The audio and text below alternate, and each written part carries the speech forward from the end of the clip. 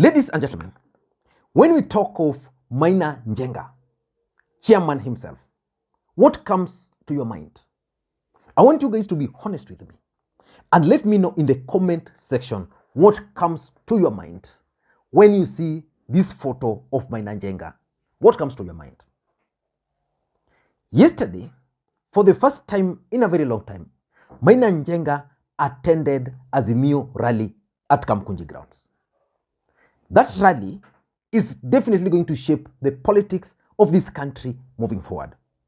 Because on 7th, there's a possibility that we are going to witness one of the biggest, never witnessed political demonstration, Saba rally in the Republic of Kenya.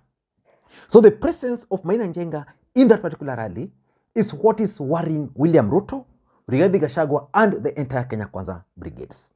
It's actually giving them serious political headache. How are they going to manage Maina Njenga? So in this video, I want us to look at why the presence of Maina Njenga during yesterday's rally is a major cause of headache for Kenya Kwanza government. Before we do that, for those who are watching this channel for the first time, please take a second or two, click that subscribe button so that next time we produce a video like this, YouTube will automatically notify you. And to the subscribers, I want to continue thanking you guys for your continued support, because without that support, this channel cannot be where it is now. Without any further ado, let us dive in. Yesterday, Azimio brigades organized a major political rally at Kamukunji grounds. That rally was informed by the passage of the finance bill which members of parliament, especially those allied to Kenya Kwanza, passed in parliament last week. And as you are aware, that finance bill is very unpopular amongst Kenyans. And as a matter of fact, already Kenya Kwanza members of parliament are finding it very difficult to even operate within their own constituencies. Silvanus Osoro, for example, found it very rough. He had to be kicked out of Gusii Stadium. The other day, I also witnessed Umboko Milema being kicked out of teachers' function somewhere in Homa Bay. And today, I'm also told there's a member of parliament, I'm just trying to get his name again, from Western Kenya, who was kicked out of an event because he supported this particular bill. So this bill is going to lead probably what Raila Odinga and the entire Azimio brigades are looking for, a people's-driven revolution. So the reaction alone was giving Kenya Kwanza brigades serious political headache. But now add that to the presence of Maina Njenga. That's why I began this video by asking you what comes to your mind when we talk of Maina Njenga. Kuna zamani wakati tulikuwa tunafanya campaign, watu wote walikuwa mahasula.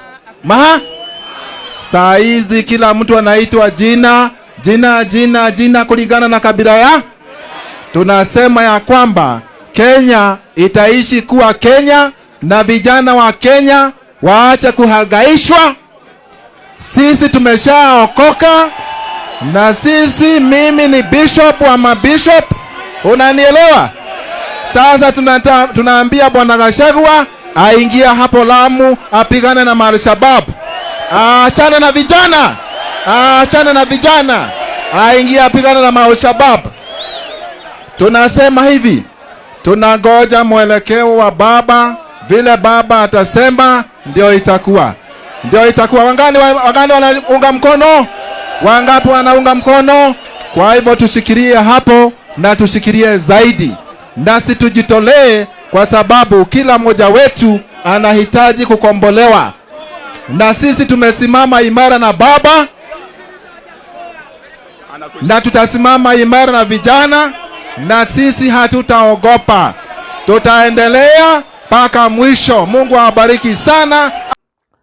Why is Maina Njenga's presence in this particular rally giving Kenya Kwanza serious political headache? Number one, Kenya Kwanza had branded Maina Njenga and Mungiki as projects of Uhuru Kenyatta. They did this after the raid at Uhuru Kenyatta's farm, sometimes I think 2 months ago. And Uhuru Kenyatta never spoke. He just told them he will react. Then we saw activities of Maina Njenga across the entire Mount Kenya region escalating to an extent that Rigathi Gachagua had to start going round the mountain to try and counter Maina Njenga.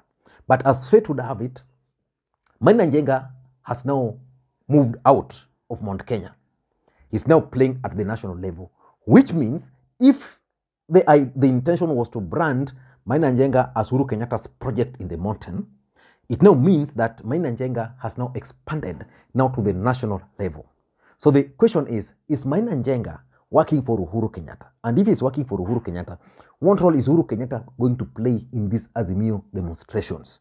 Is he going to fund Maina Njenga, especially his activities in the mountain, so that when these Azimio rallies will be happening, Mount Kenya will turn out?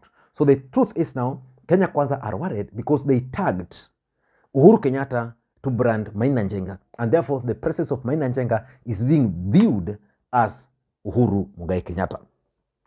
Number two, why it's worrying them is because of the fact that previously it was easy to brand the demonstrations as a Luo affair.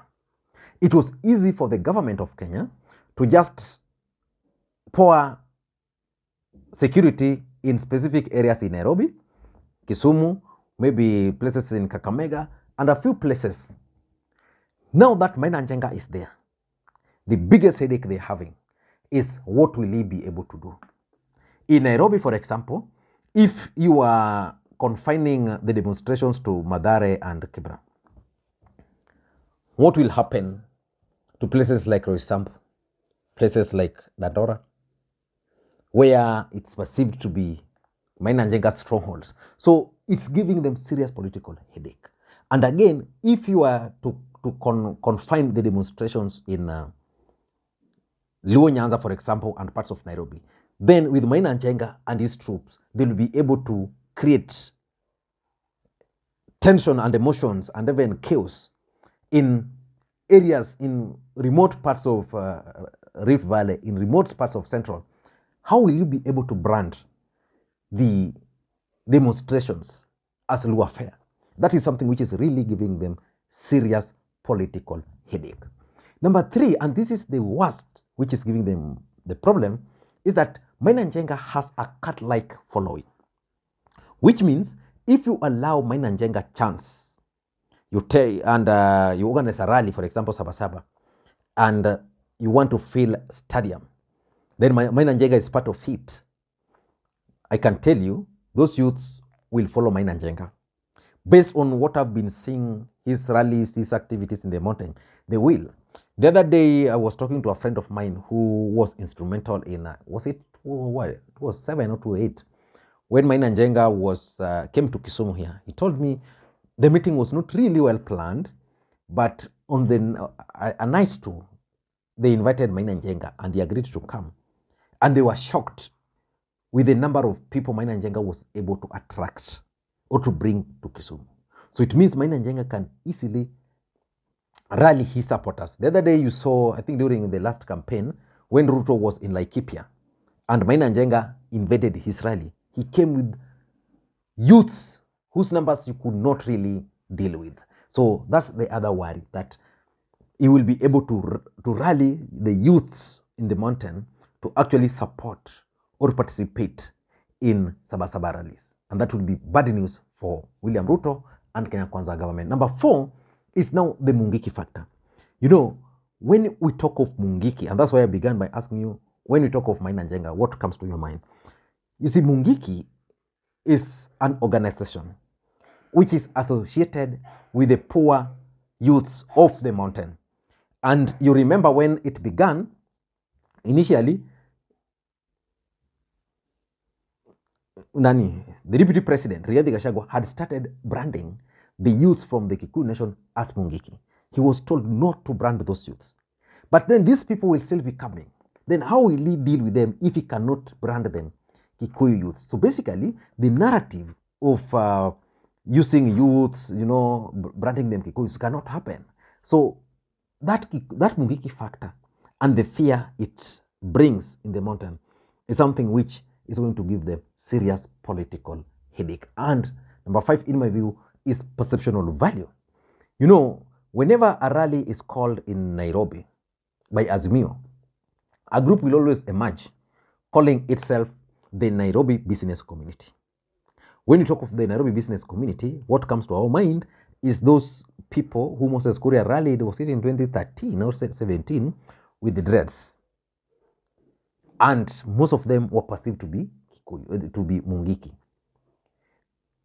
So this time round, if Maina Njenga will be part and parcel of Azimio rallies, do you think a group will emerge to counter Azimio in the name of the Nairobi business community? Because they have always used Nairobi business community. Remember the last time Azimio were demonstrating, what happened in Nairobi?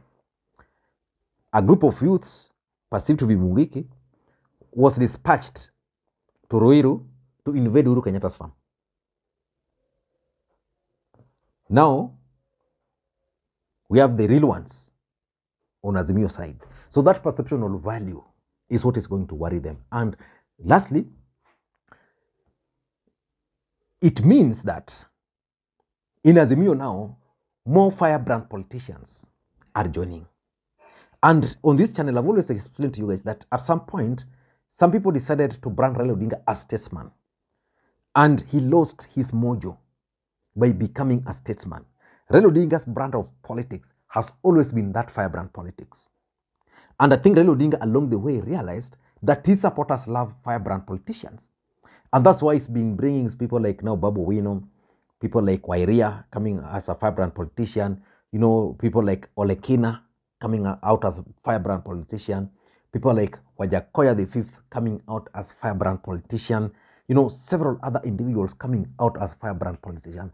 In my view, those people, add Maina Njenga to them, is a big political headache to the mountain. And may I also add that now Azimio rallies are going to take the face of the Mount Kenya. Mount Kenya has always been known to be opposition. Since Kibaki took over, they've always been in government. But now, if you take of Azimio rallies, like if you look at the photos of Azimio rallies yesterday, you would see Raila in the middle, Mwangi Wairia on the left, Martha Karua on the right, then Maina Njenga, Jeremiah Kioni. So basically, the mountain is now taking the face of this agitation, which for me is something which is nostalgic to the people of the mountain. Are they now going to join the revolution, or are they going to be part and parcel of government? So let us wait and see how these things are going to unfold. Thank you guys, and may you have a good day. Bye-bye.